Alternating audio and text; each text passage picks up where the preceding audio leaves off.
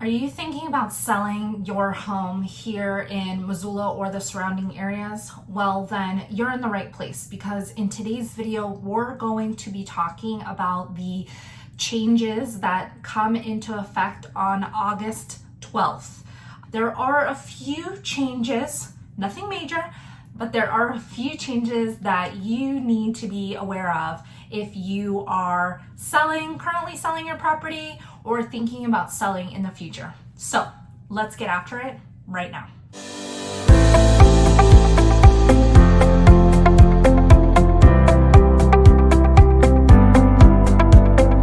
So if you are selling your property here in Missoula or the surrounding areas, of course, these are the things that you need to know before you sign any paperwork with a real estate agent.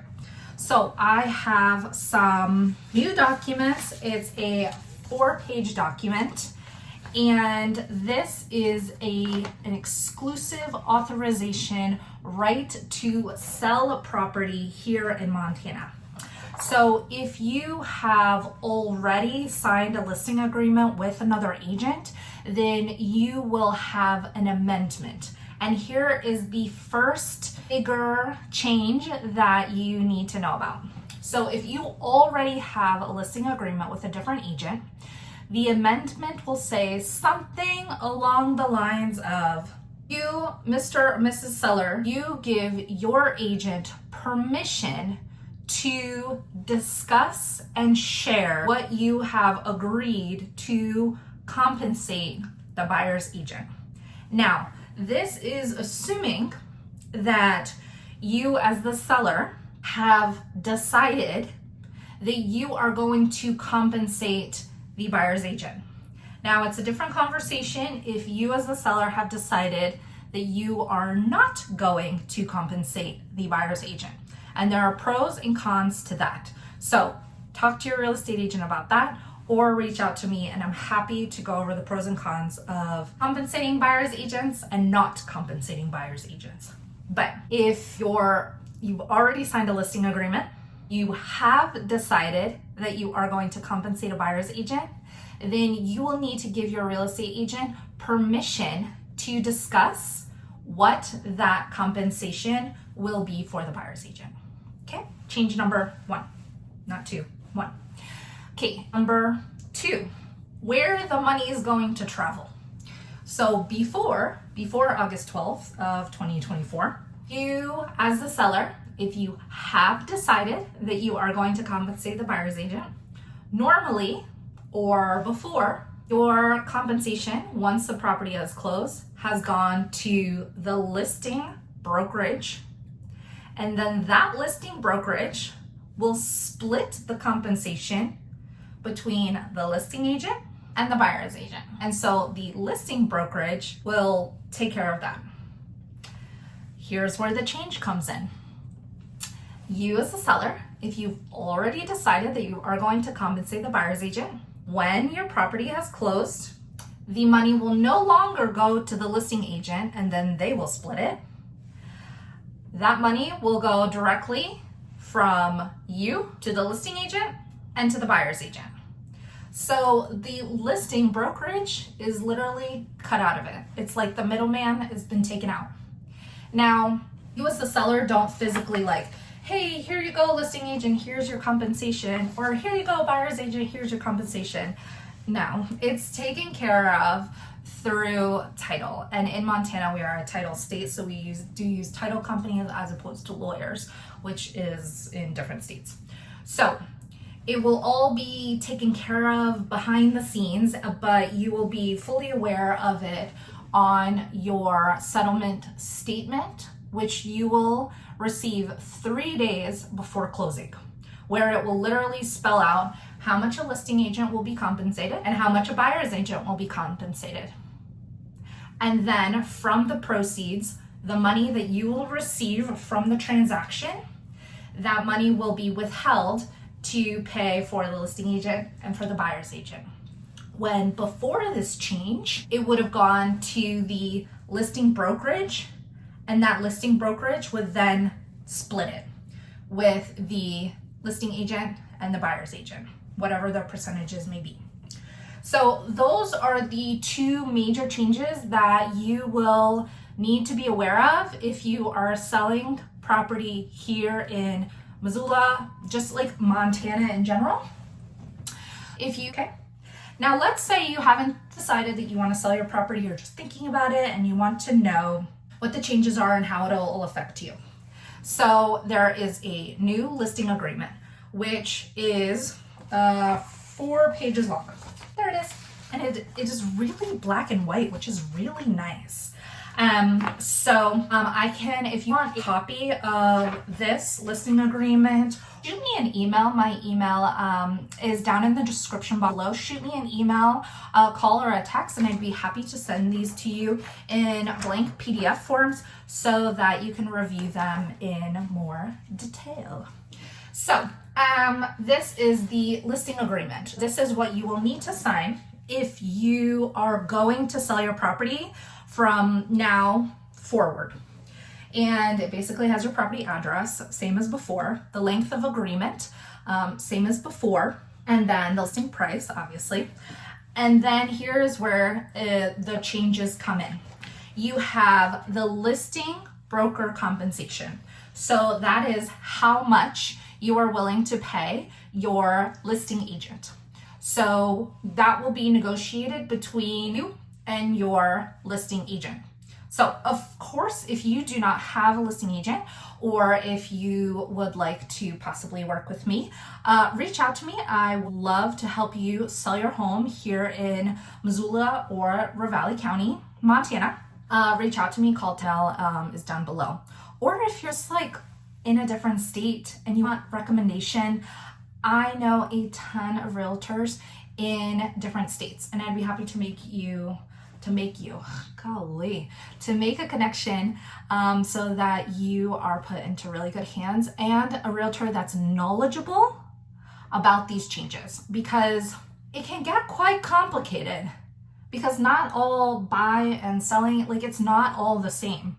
It's like different circumstances, and you need a realtor that's 1, up to date on all the changes, and then 2, applying them appropriately to the situation. Let's move on.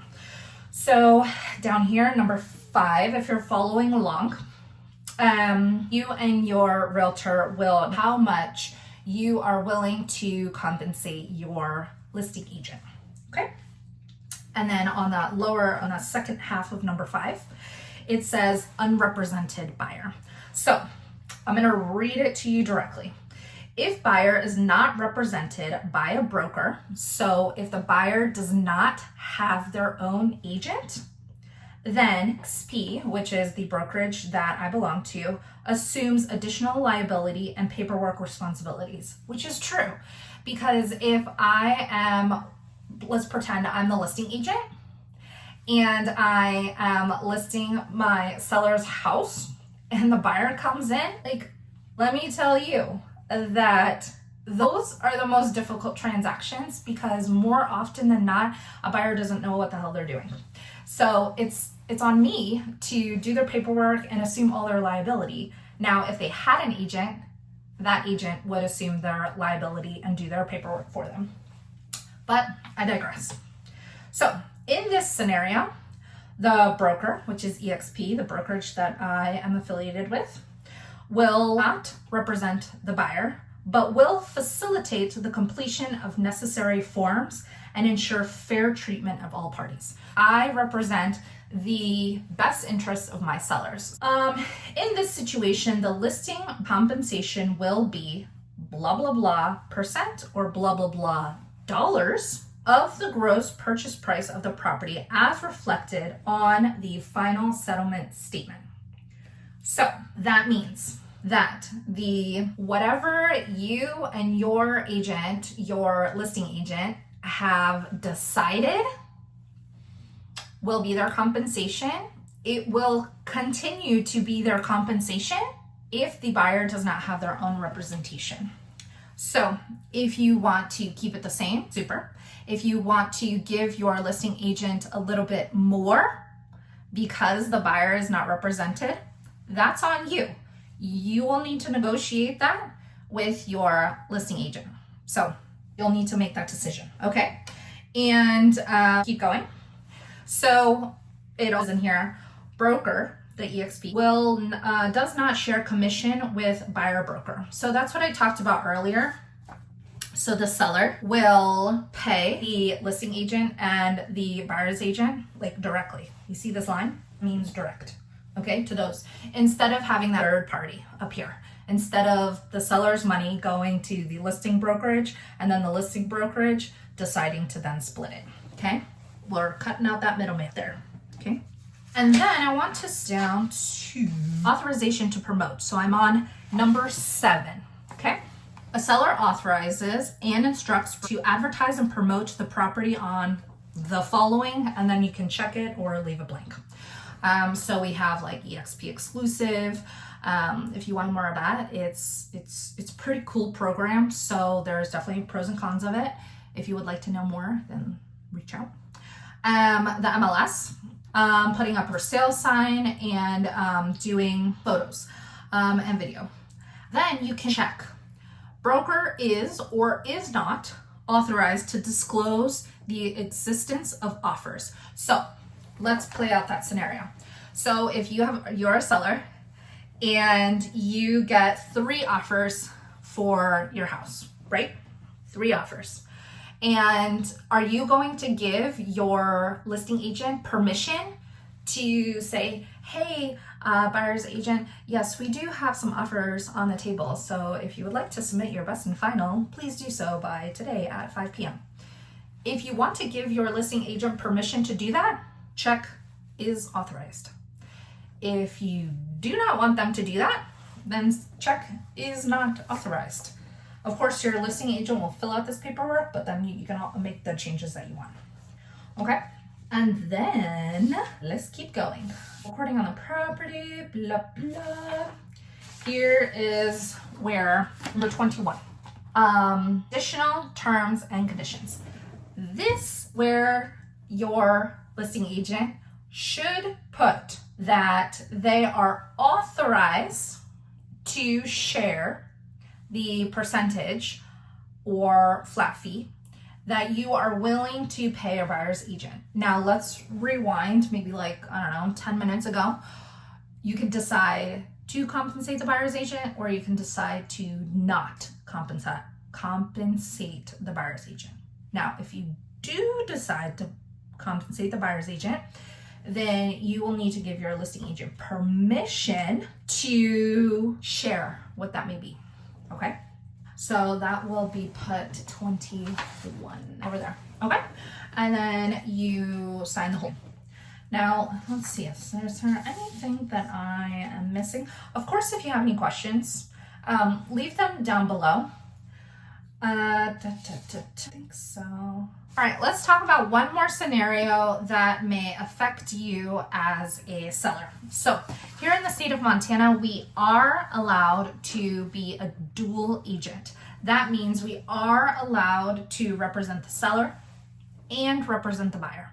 Now, I personally do not do this unless there is like no emotion in the property. If like land is a great where I personally would do dual. If it's a house, not really, because there's a lot of emotion in homes and houses, and so I try to stay away from it. And what will happen instead, like let's say that I represent the seller and the buyer's like, oh, I'm unrepresented as of right now, but I would like to use you as my agent. And I would be like, thank you so much, seller.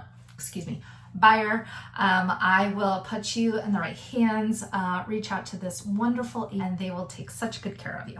Okay, so that's what I would do. Homes, more like land, that would be okay.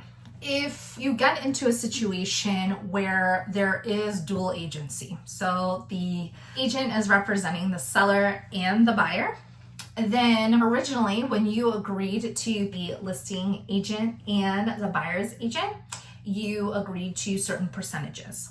Now that percentage combined may be higher than if you did dual agency. you could lower that commission because it's only one agent that's participating as opposed to two. Let me know if that makes sense. So the combined percentages would more often than not, like let's just go through this real quick just so it makes more sense.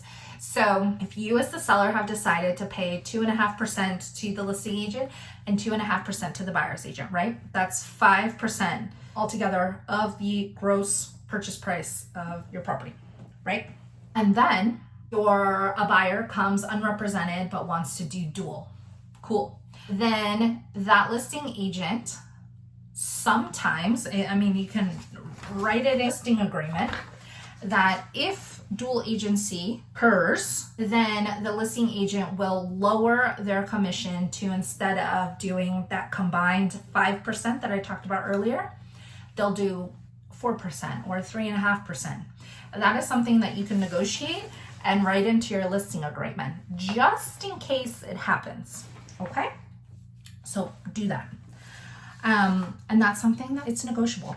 And what brought on the lawsuit in the first place, because buyers and sellers weren't aware that commissions cause negotiable. It's always been negotiable, but now it's like forcing everybody to know and scream from the top of the mountains that agent commission is negotiable. It's always been negotiable, but it's even like more negotiable now. So talk to your agent. They should be able to explain the pros and the cons of different types of scenarios. So I hope this helps. Of course, if you have any questions, leave them down below or contact me. My contact information is down below. And I will do the same exact video, but for buyers, because buyers are going to go through quite a few more changes than sellers are because of the lawsuit with the National Association of Realtors and the settlement. So stay tuned for that. And until next time, take care.